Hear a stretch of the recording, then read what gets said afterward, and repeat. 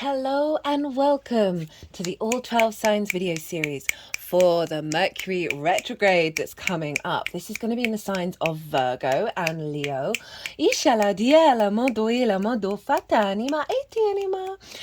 My name's Chloe. I work with card divination, astrology, and as you just heard, and as you can see, I channel multi-dimensional energies through my body, both in the form of physical and vocal light language. All of this brings in healing, attunement, and activation codes to the messages that come through in these readings. So I just want to say that I have launched a competition with this series, and this is where 3 mini readings are up for grabs. There's a question in the description box which I will talk more in the actual reading, that you can answer as many to... Oh, that candle just went out. I will go and get a new one and relight it. You can answer the question as many times as you like, and this is going on until the 29th of August, which is my birthday. So I really wanted to give back. It's the first competition I've done on this channel, and I will collate all the names afterwards, and I'll let everybody know who's won the competition. So that is live right now, and the theme of the question is very much in alignment with this Mercury retrograde. So I am reading for Capricorn in this video. Let us begin. Capricorn rising, how you doing, Capricorn? So that candle went out during the introduction for this video and I'm using the flame because we've had a Mercury retrograde in Aries. This one's happening in Leo. The next one will be in Sagittarius. So there's something around the flame going out of an old way of engaging and thinking, right? We're now activating a whole new cycle here.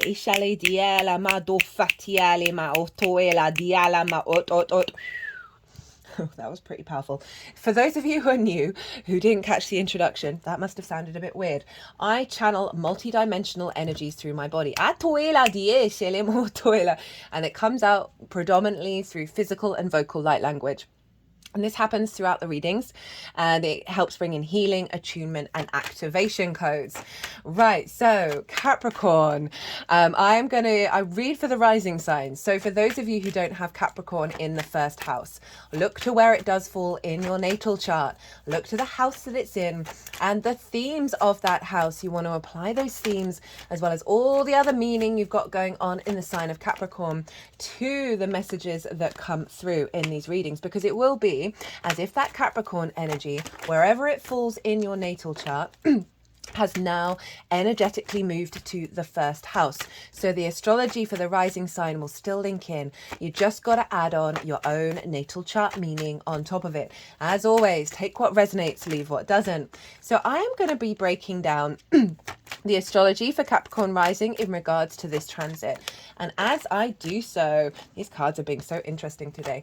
As I do so, I'm going to be shuffling this deck. So, already the cards are going to go everywhere.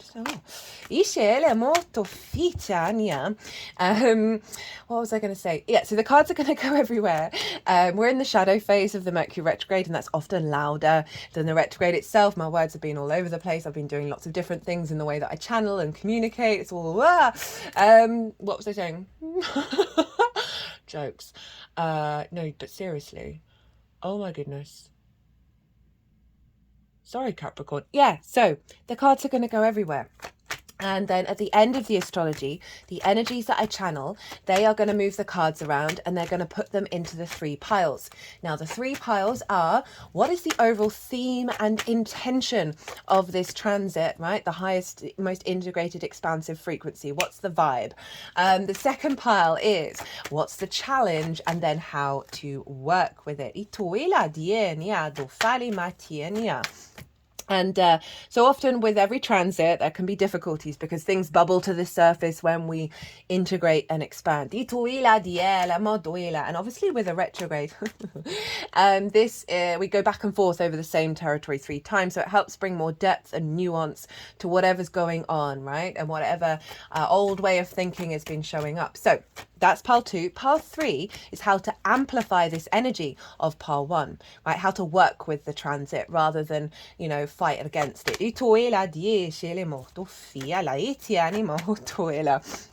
So, Capricorn rising, hello. This is happening and instigating in your 9th house originally, the sign of Virgo, trining your Capricorn energy. So it's a very supportive, flowing energy. Trines are ruled by Jupiter, and trines want to bring in expansion, a sense of elevation, and a real wisdom energy through here, because you're getting to understand that Virgo energy, and it's feeding into your ascendant, which is how you embody yourself in your actions and your deeds. Now, before I go any further, I forgot to mention there is a collective reading, Ituela Diela Maduela, where I break down the astrology of the retrograde in a lot more detail. I break down each of the stages. There's quite a few stages, and what happens on the day of the shift of the cycle, right, with each one, the retrograde, the direct motion, the shadow, all of that. And how that then influences the rest of that particular part of the transit.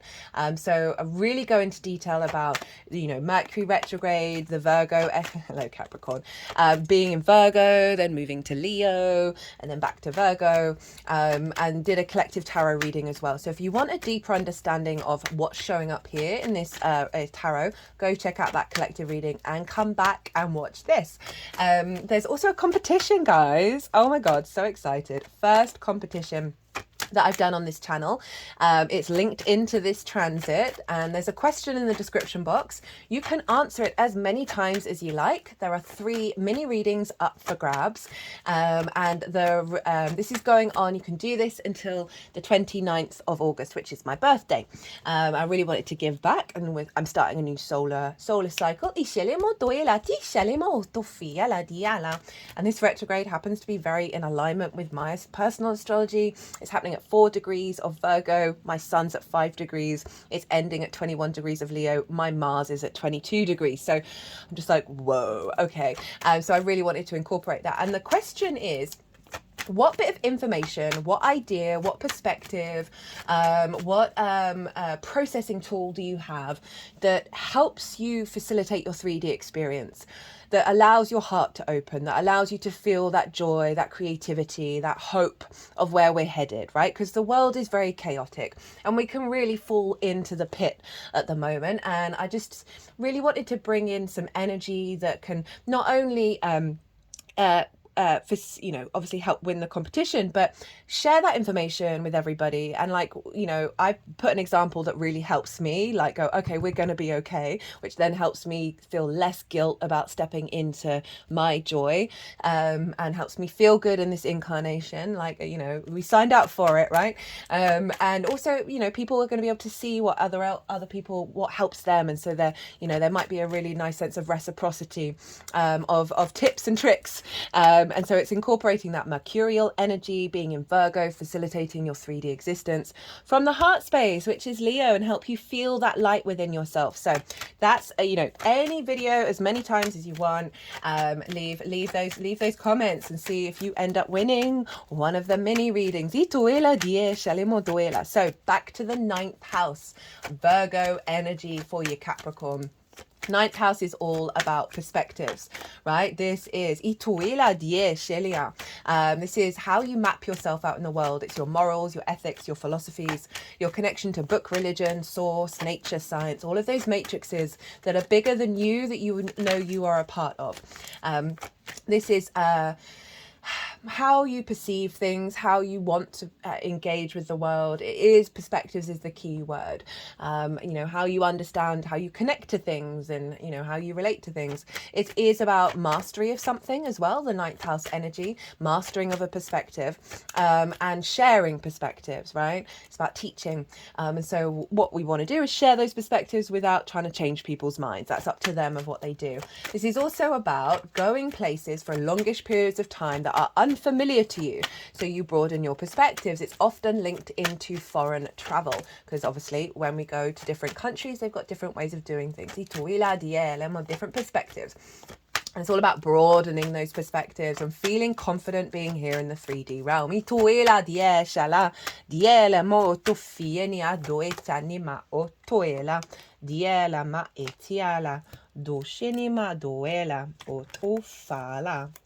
And so Mercury's retrograde there, right? So often that ninth house can get a bit of a bashing. I mean, the question that I've posed is actually quite appropriate for you, Capricorn, because of what's going on in the world, that we can feel quite disconnected, that we can feel not in that space of enjoying the ride, right? Okay. So this Mercury retrograde, so this is about how we process things, what information we're drawn to, how we share that information, how we bring flow into our lives.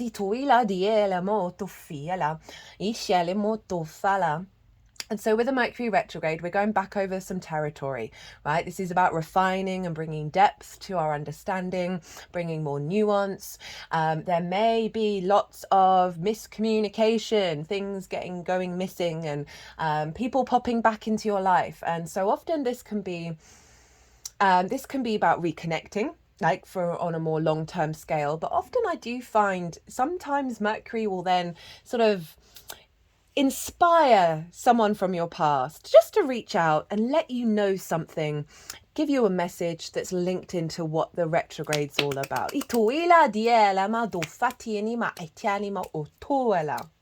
And so with Mercury being in the ninth, this is revisiting, renewing, reassessing and refining your perspectives, right? And how you process and how you connect. There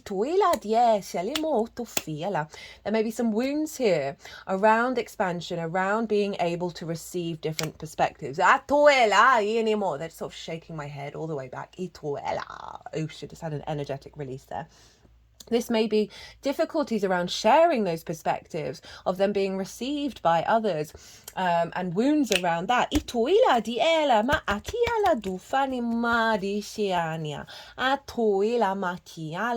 just got my hands over my heart area right now.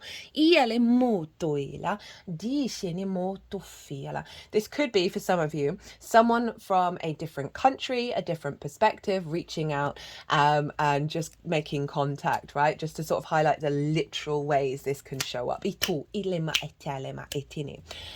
The retrograde itself, on the day of the retrograde, Venus is conjunct Mercury in the sign of Virgo.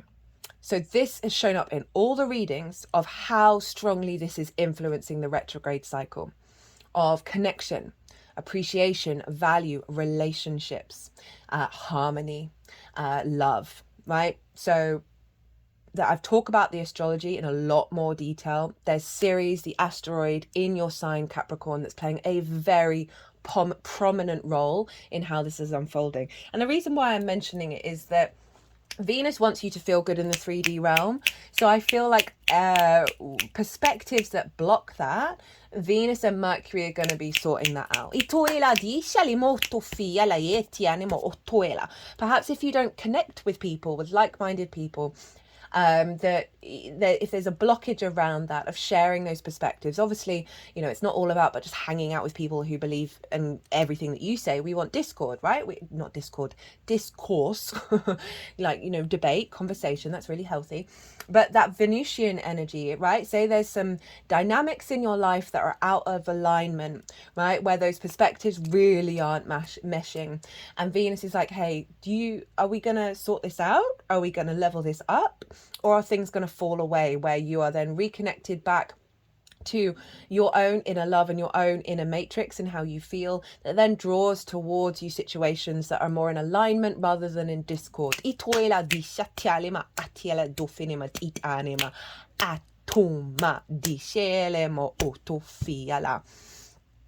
can see a lot of lots of upgrades in regards to how you perceive the world, right? So that could be really opening the field, right? Virgo, very much practical energy, but it's opposite Pisces, which is magic, right? So practical magic. So this could really open up your sphere of engaging with the multidimensional realm and the perspectives that then broaden and expand, that then actually help you feel good and facilitate being on this planet. It's trying your ascendant. So all of this shift is helping you find a deeper wisdom of how you walk your talk, the 9th to the 1st, your perspectives and how you implement them in your actions and your deeds. So you're getting a realignment here.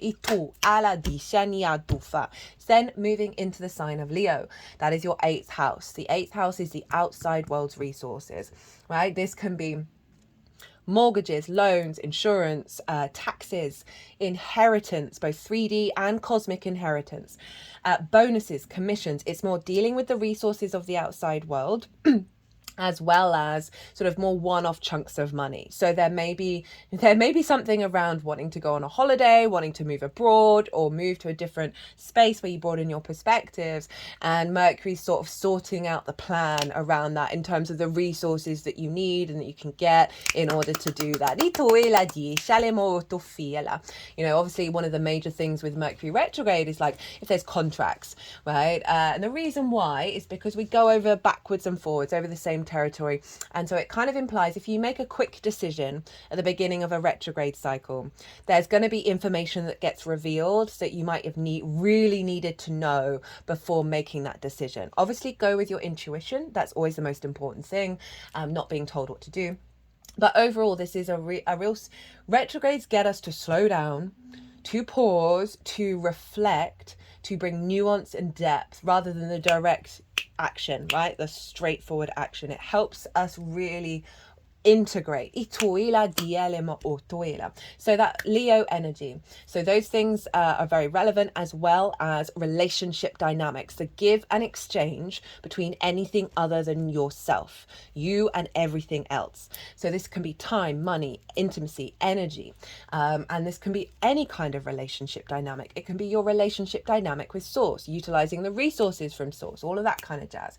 But it's like we get some codependency in the 8th house, we get scarcity mindsets of not having the resources that we need, and that's limited your perspectives, right? So there's a rejig. It goes from Virgo to Leo back to Virgo again. So there's a feedback loop between these two houses and the themes of them.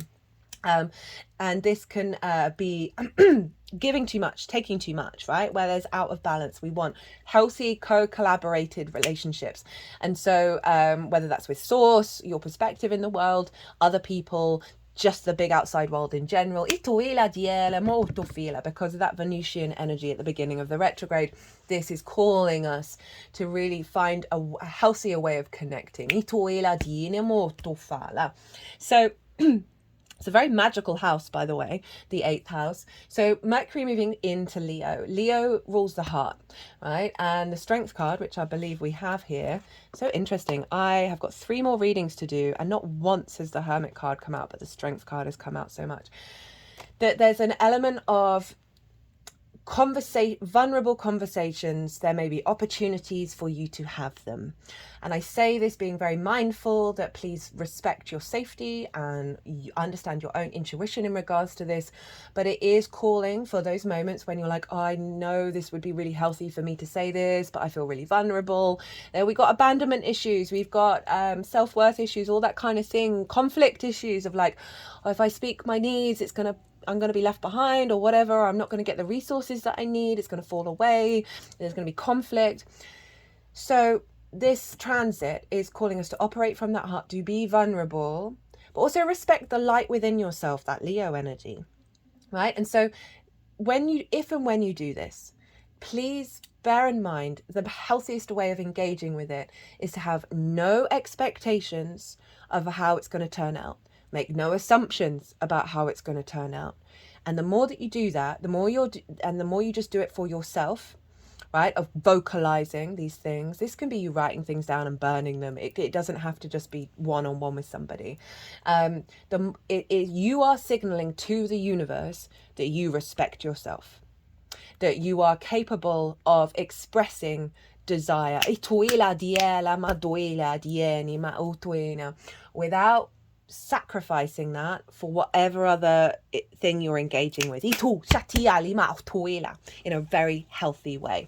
So just bear in mind that can be a theme, so that you may be going back and forth with someone about perspectives of how you see the world and how you want to, connect and engage with the world. And there may be, you may not be heard or seen, and it's helping you work through, do I need to be visible at this moment? Can I still hold that perspective without anybody else agreeing with me?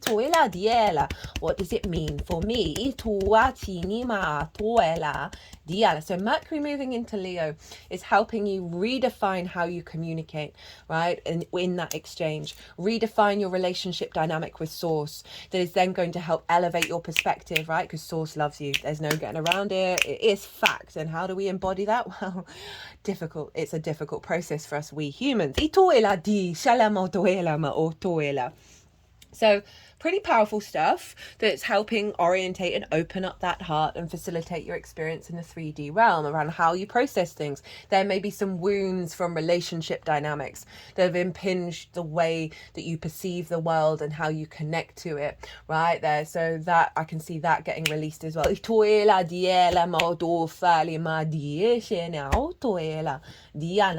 Now, Mercury is whatever's going on with the ruler of a sign impacts this. Whatever's going on with a celestial body will always impact the sign that it rules. So Mercury rules Virgo and Gemini. So Mercury is not only influencing Virgo in general, just as well as being transiting in Virgo, but it's also influencing the Gemini area of your chart. And that for you is in your 6th house of work. You're the adult in the room. Work, how you work, physical health, routines, co-workers and pets. It's the adult in the room. Sometimes we sacrifice that, right? Sometimes we give away our power, we give away our time and our energy and don't be the adult and nurture and nourish ourselves, right? Of tending to our physical health, making sure our routines are good for us, of really getting to grips and understanding of how we work. And the work that we do and celebrating that and empowering that. And so Mercury's helping shift some perspective. I can see you getting a lot of downloads from source in this process.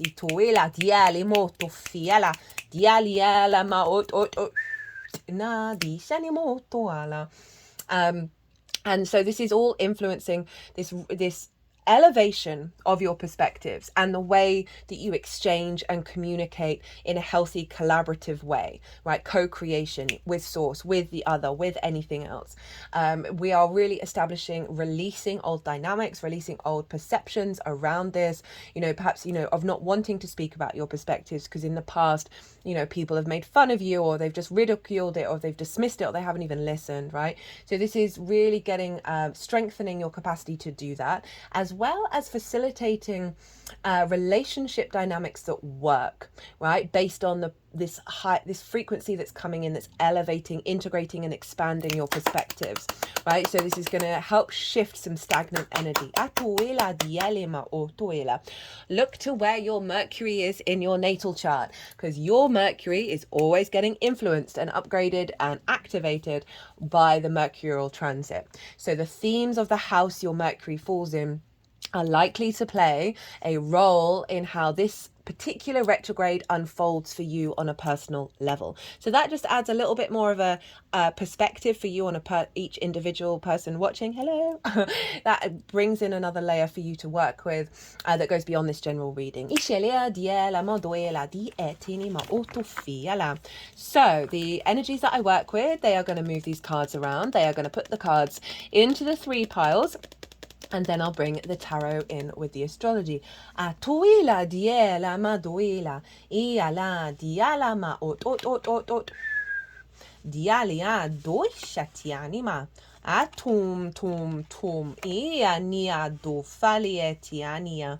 Ot. Di shenima tiania. Otoela diela. Diela. Atum. Ishania ushana diela. Dienia do etianima. Atum. Ela. Do eshalima atina. Etiani. Atiashaliana ma otoenia. Doela. Iti ala di shania.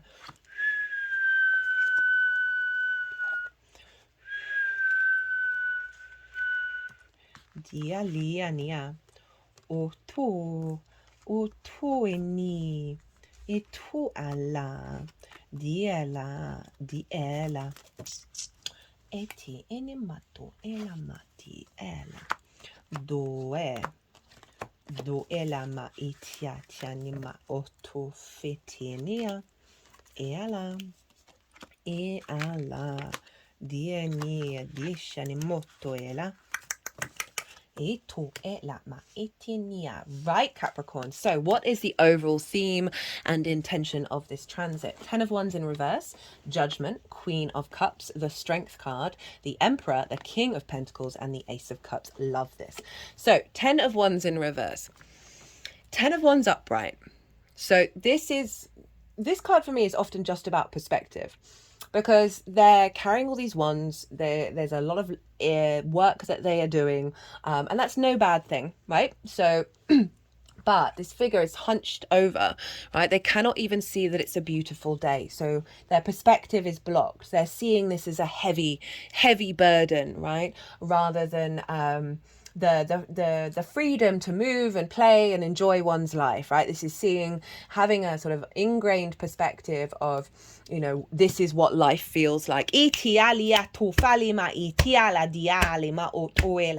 there's also fire energy, so there's a link into Leo of, this could be in relationship dynamics where you feel like you're doing a lot of the work, a lot of the effort, right? You're not getting support.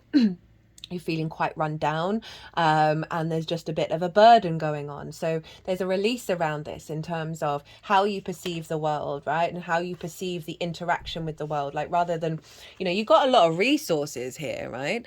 But I'm just getting a feeling that perhaps these are the resources of other people, and you spent a lot of time doing the work in that way and not necessarily getting feedback from that, not getting the, what would be a fair exchange for the work that you do.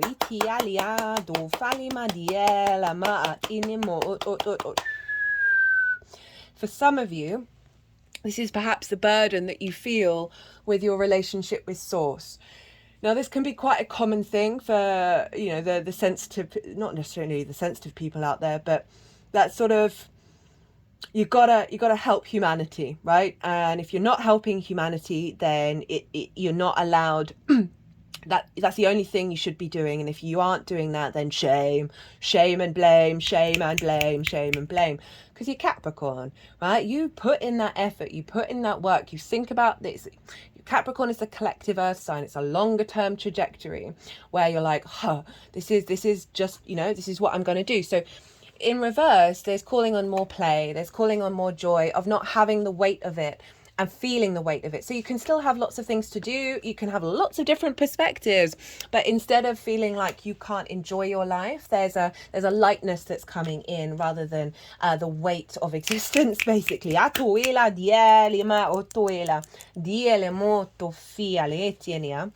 Judgment. This is Pluto. This is in your second house of your skills and tools, your resources, opposite Leo in the sign of Aquarius. And this is how you manifest and bring in regular income, right? This is also the things that you value and how you value yourself. So this could be brought up in different ways of perhaps not feeling like you've got the reciprocity with the outside world that is allowing you to have a bit more freedom and resources come in that is specific for you rather than the collective. And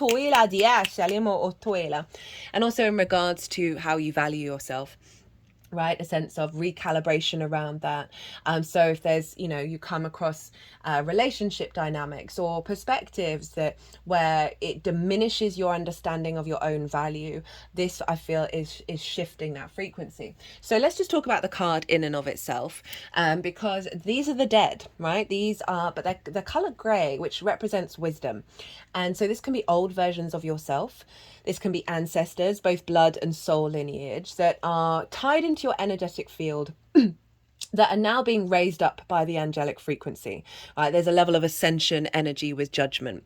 And so this can be parts of yourself, or as I said, ancestors, where there's been a grievance, where their energy's been stuck and you haven't been able to transmute that energy. And so this is saying that this is being raised up, right? So any sort of blockages in your energy field that may have affected the way that you value yourself back over in Aquarius, based on your perspectives from other people, old versions of yourself that sometimes we evolve and we grow and our perspective genuinely does change, but there's still the energetic resonance within us that means we're not quite embedded and embodied. And so there's a release here. They're now being elevated, right, with the higher perspective. And just in general, outside of that, there's a leveling up, there's an ascension level, there's bringing in a higher perspective of your of that ninth house. And then how it affects the relationships and how you engage with the outside world. I can feel just you moving with more ease and more flow and not necessarily getting distorted, right, about what's going on around you in a way that is diminishing. Queen of Cups, deep nourishment, deep love, emotional connection. The Queen of Cups can see really far into the future, but she's not fearful. She's not worried. She's not worried about all the planning she's got to do, of the disasters she's got to avoid because of what she's seeing in the future. She is so serene. Her foot is turning into the ocean. She is present in the moment. She is tending to your emotional body, giving you nourishment, soothing your soul, right? So I really love this in terms of perspective, especially as what I've mentioned of the chaos in the world, that this is bringing in a level of serenity into your being about how you perceive, right? So rather than being in that fear mindset, right, Virgo can be very worried about all the things that are going wrong and how to fix them. I feel like this Queen of Cups is just a balm, just a really loving balm, and really heightened your capacity to nurture your intuition and really allow yourself to expand your perspectives and how you connect to the matrices from this intuitively guided energy. She's also very psychic. The eighth. The eighth house is a very psychic house. Edgar Cayce, famous psychic, had a stellium, which is more than three planets or more, in a sign, and was very able to utilize the resources from the outside world and also like get strong connections from source in the downloads. So there can be a sense of your intuition being heightened. And the connection to source and your psychic tendencies. We're all psychics, by the way. We're all intuitives. We're all channelers. We just have our own individual ways of doing it. And not all of it is the stereotypical ways. We're all connected.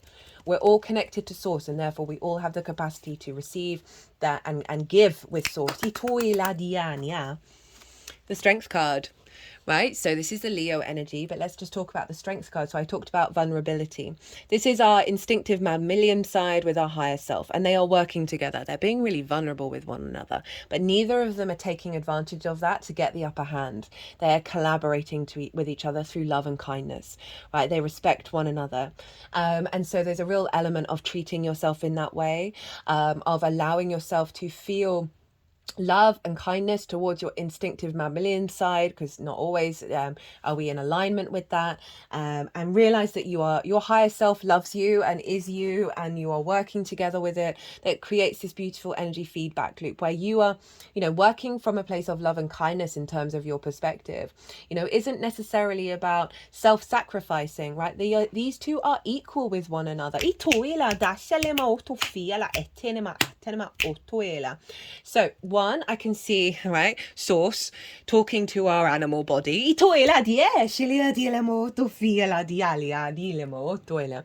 well as a sense of love and kindness and reciprocity coming through from that eighth house. That is, again, that balm that's helping you adjust to this perspective of there are healthy ways of going about things.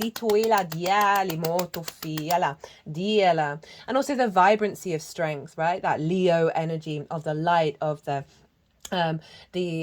heart space. And there's another name for this card in the Thoth deck by Aleister Crowley, and it's called lust, and it's lust for life, right? So it's activating a sense of lust for life where you are more in harmony and flow.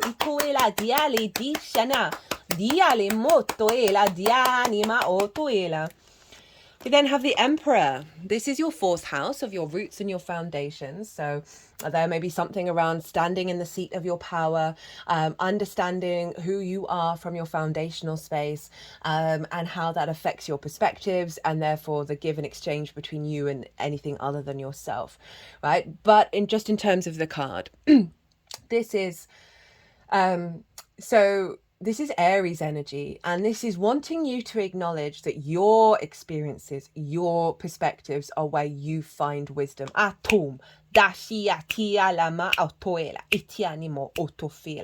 not about what other people think and what they expect you to think, right? This is honoring your sovereignty, honoring your divinity, and the power that comes from that when we step into that, where the Aries energy, that emperor is going to listen to what other people say and will change their mind if they resonate with it, but they're not agreeing with everything. They're not taking everything as read. They're standing in their power and being open to receive, but also knowing, okay, I've experienced certain things and this is how I felt. And this is sort of this level of this independence and this autonomy, right? Rather than, as I said, getting impacted by the outside world in the King of Pentacles. So very sovereign in their nature, very capable of creating from a place of abundance. And I love that this is kind of like nearly the last card, because look at all those grapes. They represent the harvest. This is really very abundant energy. This figure has the golden scepter. The only other card that has that is the Empress. Hello, Venus. So your capacity to perceive and act in the world from a place of abundance. I mean, it's simply that, right? That you're being infused with this sovereignty of self, and also this feeling good in the 3D world, right? And being able to create from that. And then we have the Ace of Cups. What a beautiful card to end on as the overall theme and intention. So this is a renewal of your intuition, of your love, of your emotional body, right? There's the dove of peace and the overflow, this sense of abundance. There's an offering from the universe. So for you to connect on this planet in your emotional body, it's interesting, a lot of cups have shown up for everybody, of falling in love with your life again, falling in love with your existence.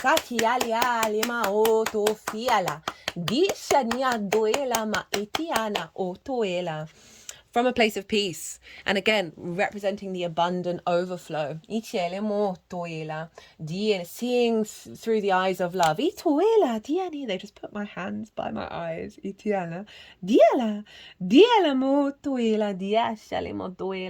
While still respecting your own autonomy and sovereignty with that Aries energy. Okay, so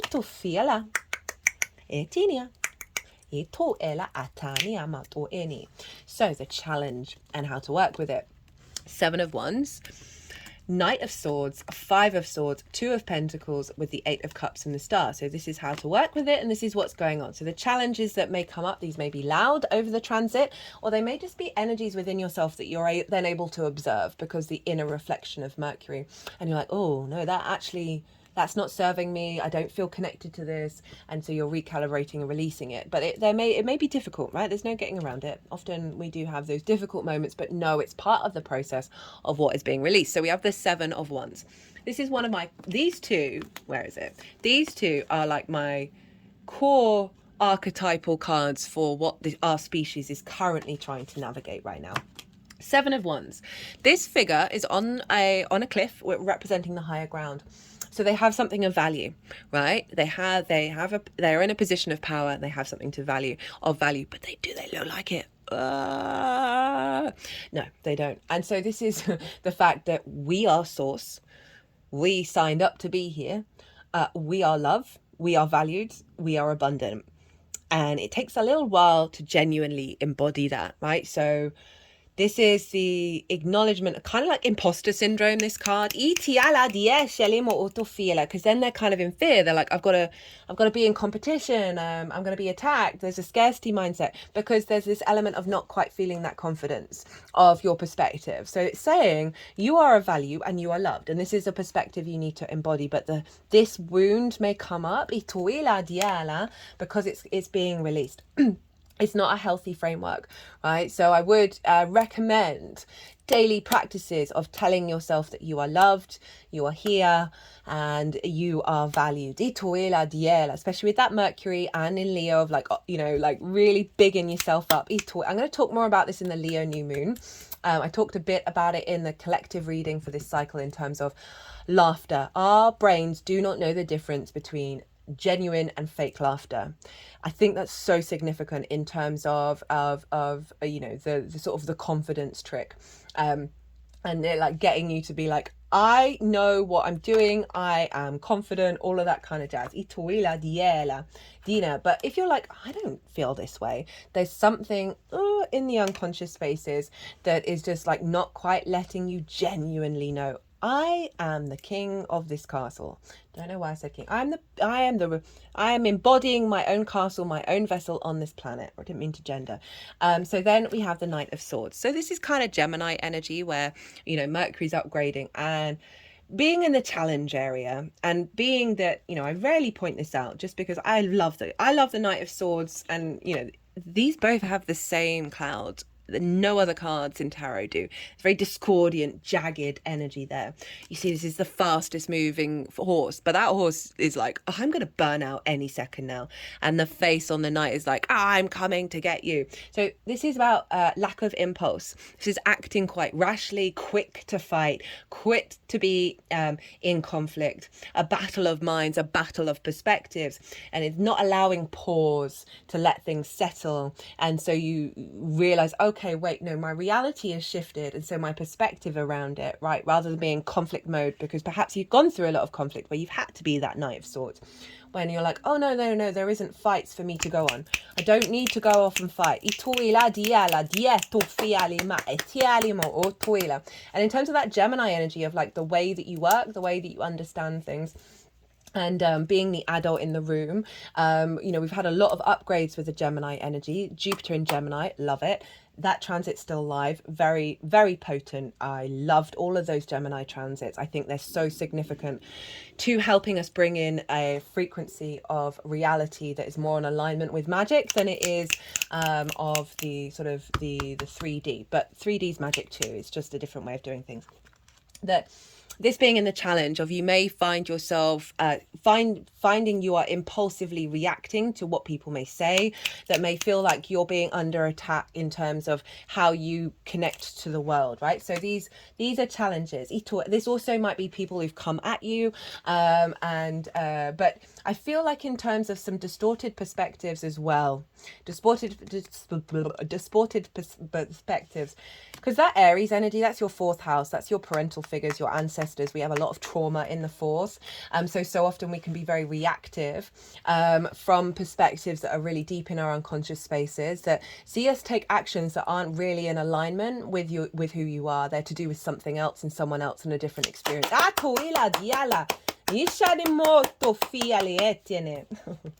Five of Swords. Ooh, for me, the most difficult card in tarot.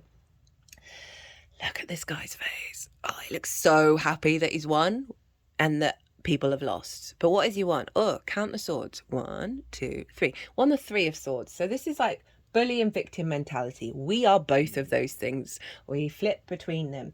So often the bully was a victim. It's very rare where that is not the case. And so there's a sense of trying to get your power back.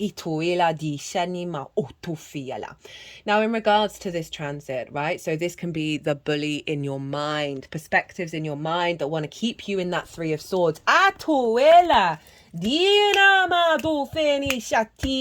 put the card at the heart chakra.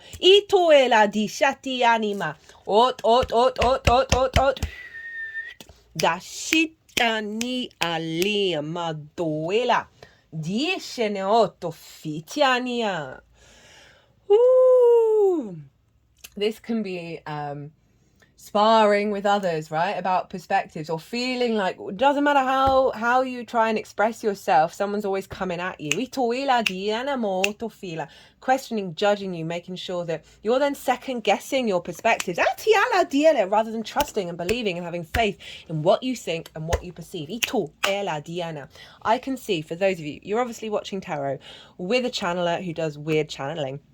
You're kind of open to this kind of stuff, that there might be a part of you that is very connected to all of the non-conventional, traditional ways of thinking, of perceiving the world, and you keep getting this, right? And it's just wearing you down, and you're like, I can't even, how do I that very discordant kind of conflict between the shifting that we're doing in consciousness. That means a lot of us are kind of expanding that for the collective. And so often when this can mean that people then project onto you their own fears and their own worries. Two of Pentacles. So we've got perspectives around not knowing your own value, perspectives that may influence your impulses, conflict energy in your perspectives, and how that may affect your relationships. And then the Two of Pentacles. For me, this is the hamster in the cage. Right, they're going round and round and round and round and round, and no end to it. Right, this is pure survival mechanism, rather than thriving. The sense of really seeing the world in that way of, I don't even have a moment to breathe, to get off the hamster wheel, right? Or just feeling quite contained, right? Particularly for those of you that I mentioned about sort of you tap into this sort of stuff. I don't want to make the assumption that you all do. That you're just feeling very limited and very contained by your perception of what reality is. That it doesn't matter what you do, you can't break out of that fear mindset. So how to work with this energy? We have the Eight of Cups and the Star. This is Saturn in Pisces and this is Aquarius. So the Eight of Cups for me is about those unconscious, deep-rooted imprints that we receive in our early years, that are so in our unconscious spaces that they feel familiar. They feel safe and comfortable, like the cup is full, because we are so used to it, right? And even if those perspectives in this case, those relationship dynamics, if we think about relationship dynamics, is feel like you may be in competition when you're in a relationship with everybody else and no one's seeing your own value. May feel that there may have people in your life that act very rashly based on what you say and quick jump to conclusions and sort of disrupt things and bring some conflict into the sphere, as well as overall conflict and dominion of like, why is there always this low level energy or big level energy, and then you feeling like you're doing all the work and you're doing all the juggling in a relationship, and it's not two people holding those pentacles. Anyway, that was a side message. Right, so it's so incredibly hard to observe these responses, right? Because they're so ingrained, and it can often bring in levels of neglect and a disrepair to our soul's journey because of that recreation of the difficulties from early years, and certain love languages that we learn, perspectives that we learn. Oh, you can never be this, you could never do that. Oh no, that's not meant for us, that kind of energy. Observing relationships in your early years and the love languages that then impact your relationship dynamics and your perspective of what you are capable of receiving. Because it is about the exchange of give and exchange of that being healthy, and there may be some wounds around you not being able to receive, right? Of always, being depleted and being stripped of things. They just put my hand at my third eye, just in, yeah. So the courage to even observe and then make the decision, which is so hard because these habits are so ingrained, to walk away from situations, especially those that might actually look on paper to be really good. And you're like, no, I know in my soul that this isn't working. Right. And so there's a real sense of walking away from this, and it may be difficult. Just have faith in yourself, trust in yourself, and every day do your best. This may be a limiting belief that you're walking away from, a perspective that you're walking away that isn't actually fulfilling you. A certain relationship where, as I said, can tick a lot of boxes, but you're not getting what you need. Saturn in Pisces. So this is your day-to-day, the meaning that you find in the day-to-day, right? So there may be some blockages around that are getting released. how you communicate. There may be some difficulties in communicating that come from your early years, come from limiting beliefs and unconscious responses that you are letting go of. You're moving away of being able to stand in your power and express yourself with confidence and not be worried about how that's going to negatively affect you, right? Rather than being in that fear survival mechanism. We then have the star. So this is Aquarius. I talked about that already with Pluto, of your second house, of how you value yourself. But in terms of the card itself, this is calling you to pull back the masks. She is unclothed. She is rid of masks. It takes a difficult process, but it's a deep healing process. Really figure out, who are you? Who are you, Capricorn? Underneath all the conditioning, underneath all the layers, what's really important to you?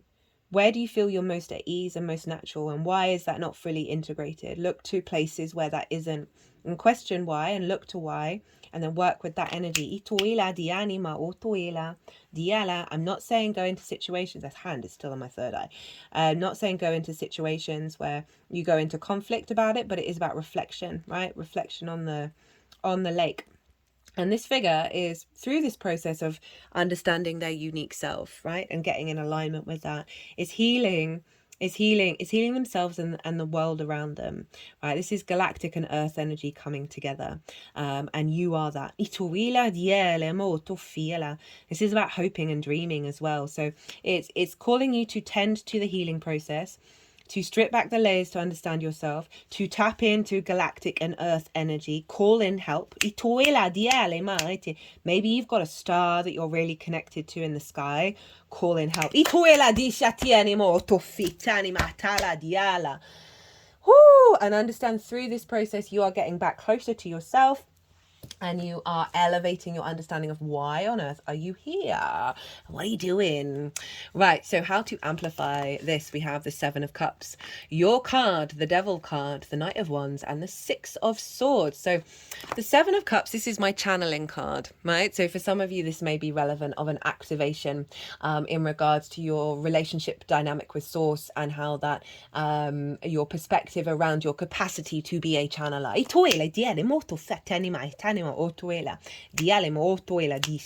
Just go in with the understanding of, do not compare yourself to anybody else in the way that they co-create with Source. This is all about fantasy and dreaming and expanding out of limiting beliefs and perspectives, right? Getting really in your flow and really getting a bit delusional about how you perceive the world, as if it's abundant and you've got lots of choices and lots of possibilities and lots of emotional fulfillment.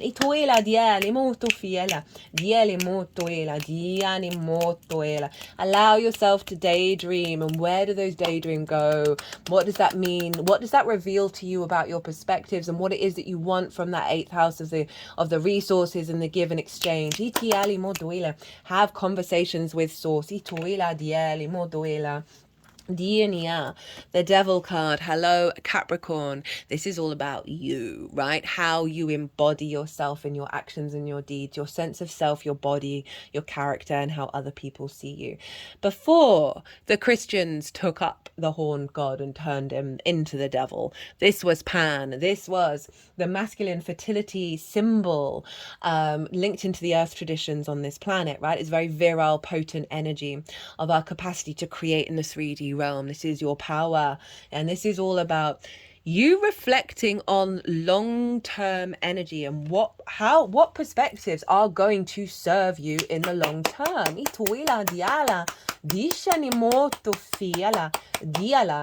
there are certain perspectives that you know that you hold that you don't quite feel like you embody, I would start talking to yourself and saying that these perspectives are real, that you are embodying them, as well as putting them into action, that first house, and being playful with it, right? And experimenting and see what happens. It's also calling you stand in your sense of self. Right, this is a real elevation of self that's coming in. Think about what you want to create from your perspectives, right? Think about what you want to build, right? What would really get you very virile and confident of being able to keep on going on this planet. The Knight of Wands. So knights embody their suit They take action, right, of this fire energy, this Leo energy. Part one message I'm getting is go out in the world, because Mercury being in the eighth in Leo, you get a lot of messages. You got to get a lot of downloads when you go out and about in the world. Lots of synchronicities that are going to give you clues and influence and wisdom on that. So you might want to just go for long walks out and about with people, not even, or just by yourself, right? This is also you understanding what it is that you want from relationships and showing up in that way.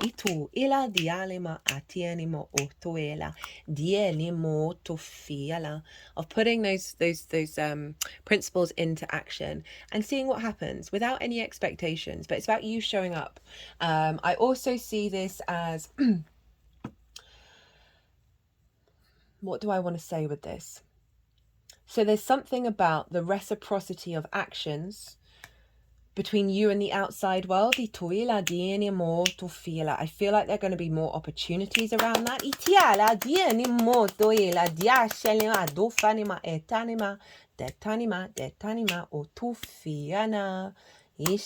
calling you to step into that Leo energy, step into that fire. There's something about being in observation of your instincts, right? Fire energy, and what actions you take from those instincts. They're either going to tell you about limiting beliefs or let you know who you truly, underneath all those layers, who you truly are, right? And give you more levels of understanding and helping you do the star energy. Seven of Swords, this Six of Swords even. This is acknowledging that you are moving from some difficult times into calmer waters where you can thrive. And you are taking with you key perspectives that are going to help you thrive rather than be in survival mode. So this is getting you to acknowledge the transitory nature, the limbo phase of this transit.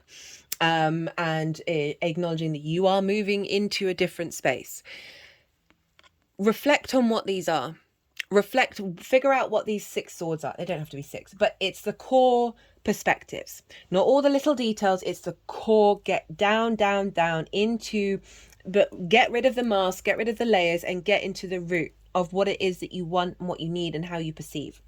That is going to serve you to thrive in this new landscape, Capricorn. We have the Queen of Pentacles on top of the Four of Cups, and the Four of Cups is about comparison, is the thief of joy, right? So looking out into the world and being like, I don't have that, this or that, and feeling really down about it.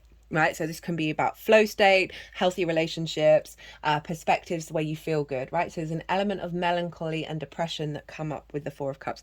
And I love that the Queen of Pentacles is on top of that. She's so nurturing, she's so nourishing. She is tending to that Four of Pentacles, right? Helping ease that and release that energy and showing that there is abundance, right? There's abundance around us and we can create from that space. You've got that King of Pentacles as well. And overall, there's a real sense of nurturing yourself during this time, being very kind, very giving yourself nutrition, self-care. Self-care is a big one with the Queen of Pentacles. Of help, she's calling you to reflect on where do you find abundance in the 3D. Observe it, bring depth to it, cultivate it, cultivate those ideas, those perceptions, and really try and amplify those things rather than where there's scarcity. Right, let's get you some oracle cards. Maybe one, maybe two. Oh, Chinima, let's give you two.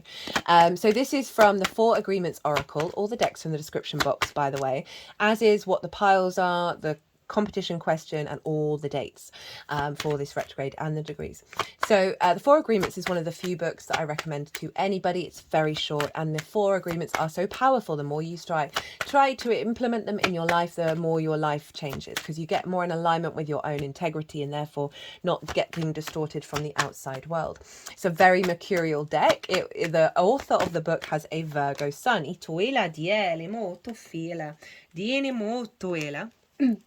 And it's given to me by a Gemini rising, so very appropriate. This was the first one out. Always do your best.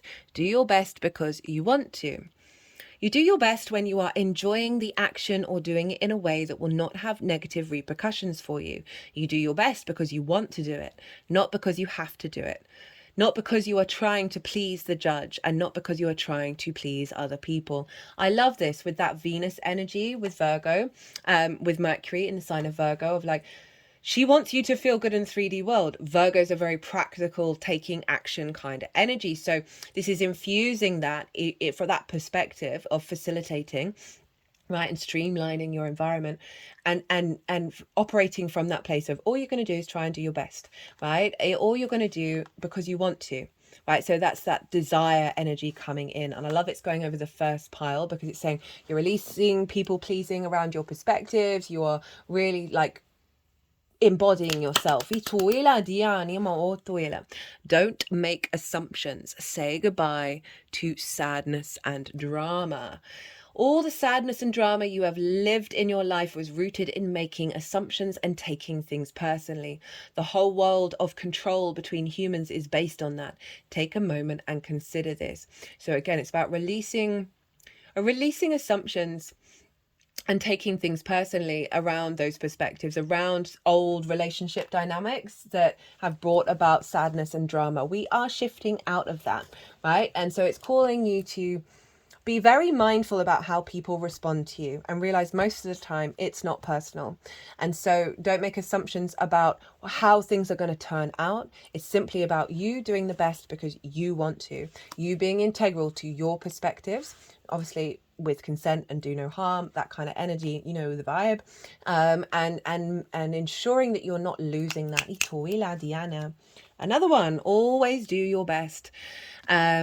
Practice makes the master. By doing your best over and over, you can master the art of transformation. By doing your best, the habits of misusing your word, taking things personally, and making assumptions will become weaker and less frequent with time. So practice makes perfect. Right, really try and implement these things on a day-to-day basis and know that the refinement and the integration of perspectives in order where they get embodied is a daily task of walking your talk. Right, Capricorn, that was fun. If this resonated or if you just liked it, don't forget to hit that like button. It would bring me a lot of joy. Also, don't forget to enter the competition. If you want a personal reading, my website, my email address is on the description page, on the community page. As well as I've got an Instagram account, so you can DM me there if you want a reading. Capricorn, be good to yourselves, be good to those around you, safe travels, and be well until we meet again.